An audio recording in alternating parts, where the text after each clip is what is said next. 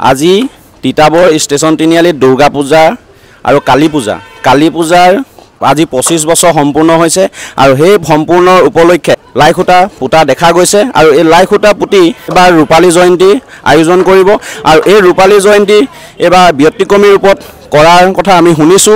আগতেও ইয়াত দুৰ্গা পূজা হওক কালী পূজা হওক সুন্দৰকৈ হয় আৰু এইবাৰ ইয়াত কালী পূজা সুন্দৰকৈ পাতিবলৈ আয়োজন কৰা হৈছে আৰু এই কালী পূজা এইবাৰ লাইখুটা এয়া পুতা হৈছে।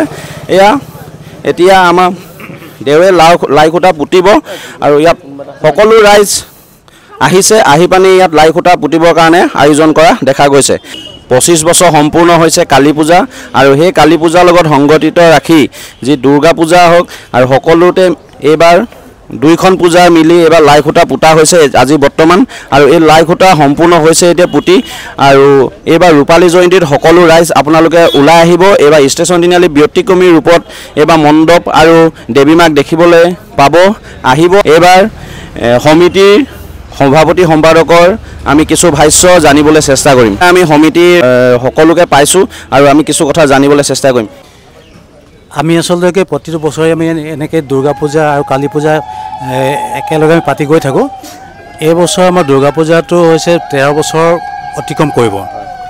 তাৰপিছতে আৰু যিহেতু আমাৰ স্থায়ী পূজাথলী নাই তাৰ কাৰণে আমি ৰাস্তাৰ কিনাৰতে এইভাগ পূজা পাতিব লগা হয় ৰাইজৰ সহায় সহযোগৰে। যে কি নহওক এয়া আমি 13 বছৰ উপনীত হৈছোঁ আৰু কালী পূজা ভাগ আমাৰ কিন্তু 25টা বছৰ আমাৰ পূৰ্তি হ'ব। 25 বছৰ পূৰ্তি হিচাপে আমি ৰূপালী জয়ন্তী পাতিবলৈ লৈছোঁ।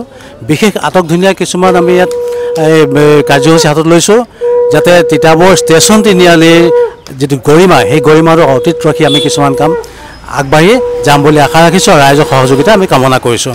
ধন্যবাদ। আৰু এয়া আমি সম্পাদক বিপ্লৱ মালাকাক আমি লগ পাইছোঁ আৰু তেওঁকো আমি কিছু কথা জানিবলৈ চেষ্টা কৰিম।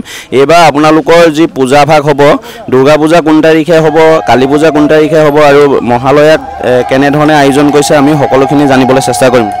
হয়, এইবাৰ আমাৰ যি শাৰদীয় দুৰ্গা পূজা, এই শাৰদীয় দুৰ্গা পূজা ভাগ এইবাৰ আমি ত্ৰয়োদশ বাৰ্ষিক আমি উদযাপন কৰিম আৰু যি ভাগ আমাৰ কালী পূজা, এই কালী পূজা ভাগ আমি 2000 চনতে ইয়াত স্থাপিত আমাৰ কৰিছিলোঁ আৰু এইবাৰ আমাৰ 2024 চনত আমি 25তম বৰ্ষ হিচাপে আমি কালী পূজা ভাগ পালন কৰিম।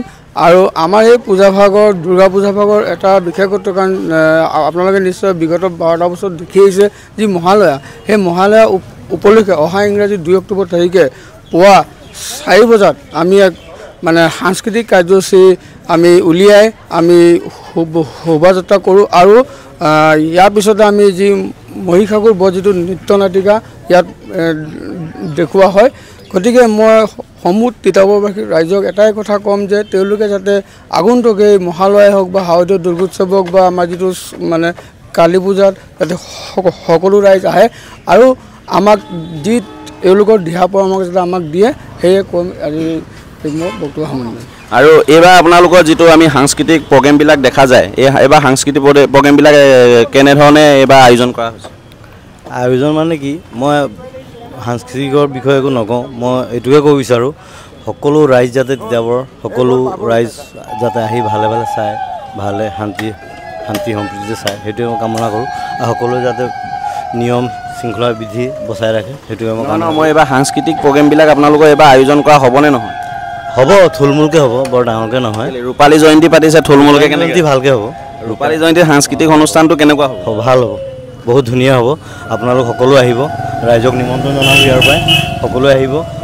বাছ ইমানটোৱে কৈ এয়াই হ'ল ষ্টেচন তিনিআলি সমিতিৰ সম্পাদক সদস্য সকলো আপোনালোকে ভাষ্য শুনিবলৈ পালে। এয়া আজি লাইখুটা পুতাৰ দিন, আজি শুভ দিনত তেওঁলোকে লাইখুটা পুতি